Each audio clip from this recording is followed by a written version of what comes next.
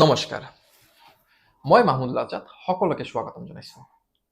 ভিডিঅ'টো আৰম্ভ কৰাৰ আগতে দক্ষিণ চলা মানকাছাৰৰ এজন ভক্তভোগী ভেণ্ডৰ ইউনিফৰ্ম যোগানকাৰীয়ে কি কৈছে আপোনালোকে শুনক। গতবার 3টা স্কুলে কাম করছিলাম, টোটাল আমার ৭১,৫০০ টাকা নিছে।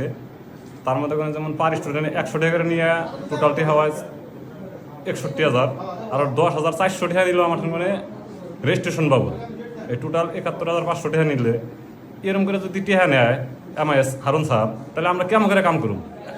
ওর অ্যাকাউন্টে ডাইরেক্ট নেয় একটা নাম্বার দিছিল, ওই নাম্বারে টেহা দেওয়া নাকি, যদি না দেই তাহলে টেস্টে পাস করে দিব না, কাম ফেল করে দিব না।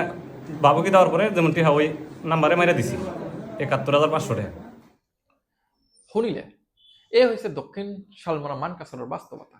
এই হৈছে দক্ষিণ শালমৰা মানকাছাৰৰ MIS হাৰুন আল ৰছিদৰ দুৰ্নীতি। মই কেইটামান দিন আগতে দক্ষিণ শালমৰা মানকাছাৰৰ দুজন দুৰ্নীতিগ্ৰস্ত বিষয়াৰ বিষয়ে আলোচনা কৰিছিলোঁ। সিহঁতে কেনেদৰে দুৰ্নীতি কৰে আৰু কোনটো চেনত সিহঁতে পইচাৰ লেনদেন কৰে, সকলো তথ্য সহকাৰে আপোনালোকক জনাইছিলোঁ। এই দুজন দুৰ্নীতিগ্ৰস্ত বিষয়াৰ ক্ষমতাৰ অপব্যৱহাৰৰ ফলত দক্ষিণ শালমৰা মানকাছাৰত বহু নিৰ্দোষ লোকে ভুগিছে আৰু ভুগি আছে। দক্ষিণ শালমৰা মানকাছাৰত দৰিদ্ৰ যোগানকাৰীয়ে যিসকল প্ৰতিদিনে পৰিয়ালৰ মুখত এহাৰ তুলি দিবলৈ কষ্ট কৰে, পৰিশ্ৰম কৰে, কিন্তু তেওঁলোকক এই দুৰ্নীতিগ্ৰস্ত বিষয়াই ব্লেকমেইল কৰে, ভয় ভাবুকি ধমক চমকেৰে এক প্ৰকাৰৰ ধ্বংস কৰিছে। আৰু এই ধ্বংস কৰাৰ একমাত্ৰ কাৰণ হৈছে সিহঁতে সততাৰে কাম কৰিবলৈ চেষ্টা কৰিছে। কিন্তু এনেকা দুৰ্নীতিগ্ৰস্ত বিষয়া থাকিলে সততাৰে কাম কৰা সম্ভৱ হয়নে? নহয়, কাৰণ সিহঁতক লাগে পইচা। সিহঁতক লাগে প্ৰতিটো ষ্টুডেণ্টৰ নামত ১০০ টকা কমিশ্যন। কমিশ্যন দিলে কাম কৰিব পাৰিব, কমিশ্যন নিদিলে কাম কৰিব নোৱাৰে। কমিশ্যন দিলে কাপোৰ ভাল, নহ'লে কাপোৰ বেয়া।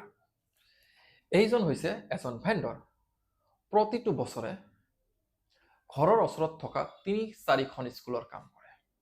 ২০২৩ আৰু ২৪ ছেশ্যনত টোটাল ৩খন স্কুলৰ কাম কৰিছিলে, য'ত ষ্টুডেণ্ট আছিলে, এটা স্কুলত আছিলে 446, এটাত আছিলে 140 আৰু আন এখনত আছিলে 25। সকলো মিলাই ৬১১জন ছাত্ৰ ছাত্ৰীৰ বাবে কাম কৰিছিলে। কিন্তু আপোনালোকে চালে এই ৬১১জনৰ কাৰণে সি 71,500 ৰুপিজ দিব লগা হৈছিল। কাৰণ কি?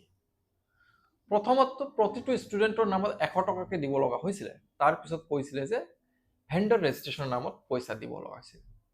এতিয়া প্ৰশ্ন হৈছে, ভেণ্ডৰ ৰেজিষ্ট্ৰেশ্যন কি? ভেণ্ডৰ ৰেজিষ্ট্ৰেশ্যন হৈছে যিসকল মানুহে ইউনিফৰ্ম ছাপ্লাইৰ কাম কৰে, সিহঁতক এটা স্কুলেৰে কৰক বা ১০০খন স্কুলেৰে কৰক, সিহঁতক প্ৰতিটো বছৰতে ভেণ্ডৰ ৰেজিষ্ট্ৰেশ্যন কৰিব লাগে শিক্ষা সেতুত। এতিয়া প্ৰশ্ন আহিছে, ভেণ্ডৰ ৰেজিষ্ট্ৰেশ্যন কৰোঁতে কিবা পেমেণ্ট কৰিব লাগে নেকি? অফিচিয়েল পেমেণ্ট নে বহুত সময়ৰ প্ৰয়োজন, কিবা কষ্টৰ কাম আছে? তাত কোনো পেমেণ্ট কৰিব লগা নহয়। আপোনাক এটা উদাহৰণ দি দিওঁ আপোনালোকক। আপোনালোকে কেতিয়াবা ঘৰৰ পৰা মোবাইলটো এৰি আহে আৰু বজাৰত আহি চাই মোবাইল নাই। তাৰপিছত কোনোবা বন্ধু বা মানুহৰ পৰা ৰাস্তাৰ পৰা ফোনটো লৈ কিনি বিচাৰে, ফোনটো দিয়কচোন, ফোন কৰোঁ এটা ঘৰত, মোৰ ফোনটো এৰি আহিছোঁ, ক'তবা ৰাখিছোঁ চাওক। এই ফোন লৈ ফোন কৰি ফোনটো ক'ত আছে সেইটো গম পাওঁতে যিমান সময় লাগে, এটা ভেণ্ডৰ ৰেজিষ্ট্ৰেশ্যন কৰোঁতে ইমান সময় নালাগে। কিন্তু সেই হাৰুন আল ৰছিদ MIS, সি সেই ভেণ্ডৰ ৰেজিষ্ট্ৰেশ্যন এটা বিজনেছত পৰিণত কৰিছিলে। যিসকল নাজানে কেনেকৈ ভেণ্ডৰ ৰেজিষ্ট্ৰেশ্যন কৰে, যদি ১ মিনিটৰ কাম নহয়, কিন্তু সিহঁতে নাজানে, সেই মানুহবিলাকক ব্যৱহাৰ কৰিছিলে, সেই মানুহৰ পৰা পইচা উঠাইছিলে। প্ৰতিটো ভেণ্ডৰ ৰেজিষ্ট্ৰেশ্যন নামত ১০,০০০ৰ পৰা ৫০,০০০ টকালৈকে। টোটাল ৭১,৫০০ টাকা নিলে এরকম করে যদি টেহা নেয় এমআইএস হারুন সাহেব, তাহলে আমরা কেমন করে কাম করব? 71,500। ভেণ্ডৰজন কি কৈছে যে ইমান পইচা এনেকৈ দিলে কেনেকৈ কাম কৰিম? প্ৰশ্নটো যুক্তি আছে। এজন মানুহে ৩খন স্কুলৰ কাম কৰি 71,500 দিব লগা হৈছে। কাম কৰিব কেনেকৈ? আপোনালোকে চৰকাৰী চকীত বহি ভৰিৰ ওপৰত ভৰি ৰাখি আপোনালোকে প্ৰতিটো ষ্টুডেণ্টৰ নামত ১০০ টকাকৈ আৰু ভেণ্ডৰ দিনে ৰাতি কাম কৰি ২০-৩০ টকাকৈ ইনকাম কৰিব, হয়নে? সম্ভৱ নহয় এনেকৈ কাম কৰা।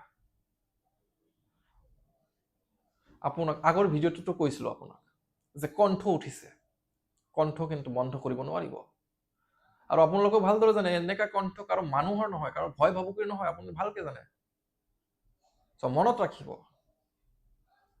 সকলো কেলেংকাৰী, অকল এইটো ইউনিফৰ্ম নহয়, আপুনি জানে কোনটো কোনটো কেলেংকাৰীত জড়িত আছে, সকলো কেলেংকাৰী এতিয়া পাব্লিকৰ সন্মুখত আহিব। ওৰ অ্যাকাউন্টে ডাইৰেক্ট না নাই একটা নাম্বাৰ দিছিল, ওই নাম্বাৰে টেহা দেওয়া নাকি যদি না এটা একাউণ্টৰ কথা কোৱা হৈছে। একাউণ্টটো কাৰ? একাউণ্টৰ অনাৰ কোন? এই নুৰ আলম সিকদাৰ মানুহজন কোন? নুৰ আলম সিকদাৰ মানুহজন হৈছে ডিএমচি অফিচত, য'ত MI জনে বহে। সেই অফিচত 4th গ্ৰেডত চাকৰি কৰি থকা মানুহজনে হৈছে নুৰ আলম সিকদাৰ। এতিয়া প্ৰশ্ন আৰু দাবী, সেই একাউণ্টটো চেক কৰিব লাগে, সেই একাউণ্টটো চাব লাগে, কাৰণ সেই একাউণ্টটো চালে দুৰ্নীতিৰ সকলো তথ্য ওলাই আহিব। সেই মানুহজন কিমান টকাত চাকৰি কৰে, ইয়াৰ চেলাৰী কিমান, আৰু ইয়াৰ একাউণ্টৰ ট্ৰেনজেকশ্যন ক'ৰ পৰা আহি কিমান টকাৰ ট্ৰেনজেকশ্যন হয়, এই সকলো তথ্য চাব লাগে। এইটো হৈছে দাবী। আৰু সেই তথ্যবিলাক সেই একাউণ্টটো চালে গম পোৱা যাব যে এই হাৰুন আল ৰছিদ মানুহজন ক'ত ক'ত জড়িত আছে, ক'ৰ পৰা পইচা ইয়াত সোমায়। আৰু কি কৈছে ভেণ্ডৰজনে, যে পইচা দিলে গুড কোৱালিটি হ'ব বা বেড কোৱালিটি হ'ব। তাৰ মানে কি, পইচা দিলে গুড কোৱালিটিটো গুড কোৱালিটি হ'ব, বেড কোৱালিটিটো গুড কোৱালিটি হয় নাই? পইচা দিলে কাপোৰটো ভাল, ভাল কাপোৰো ভাল, বেয়া কাপোৰো ভাল। আৰু পইচা নিলে ভাল কাপোৰো বেয়া, বেয়া কাপোৰো বেয়া, হয় নাই? বাধ্যতামূলক পইচা দিব লগা হয়। কিয়? মই আপোনাক কৈছো, যদি আপুনি চাই আছে, আপোনাৰ লাজ নালাগে? এটা মানুহ মাত্ৰ 3টা স্কুলৰ কাম কৰিছে, তাৰ পৰা ইমান পইচা লৈছে। আপুনি না কৰিব নোৱাৰে নহয়? সকলো তথ্য দাঙি ধৰিছে নহয়, চৰ্ট দিয়া আছে। আপোনাৰ লাজ থকা উচিত। এটা দুখীয়া ভেণ্ডৰ 3খন স্কুলৰ কাম কৰে, 611 ষ্টুডেণ্টৰ কামত কিমান পইচা?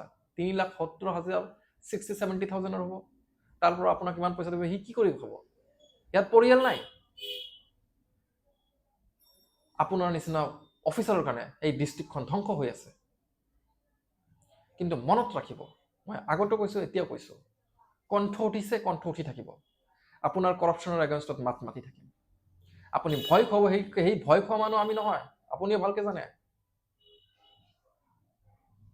পাৱাৰৰ মিছ ইউজ কৰাই আপোনাৰ ক্ষমতা, কিন্তু আপোনাৰ সেই ক্ষমতা আৰু হেক হোৱাৰ সময় নাই। বহুত জলদি হেক হৈছে আপোনাৰ ক্ষমতা। আপুনি নোৱাৰিব, কাৰণ সত্যক, তথ্যক কোনো ক্ষমতাই হেৰাব নোৱাৰে। মনত ৰাখিব। আৰু মই আন এখন ভেণ্ডৰৰ কথা কৈছোঁ, যিটো ভেণ্ডৰৰ লগত আপুনি জড়িত আছে। আমি হিয়াৰ কাগজ পাতি, ই কেনেকে নতুন ভেণ্ডৰ হয়, 3 বছৰৰ এক্সপিৰিয়েঞ্চ, অলৰেডি তথ্য আহিছে, ভুৱা এক্সপিৰিয়েঞ্চ, ভুৱা GST, কেনেকে 3 বছৰৰ কাম পালে, 1 লাখৰ ওপৰত কাম পালে, সেইবিলাকো নেক্সট ভিডিঅ'ত আমি দাঙি ধৰি আছো তথ্য সহকাৰে। মনত ৰাখিব। ধন্যবাদ।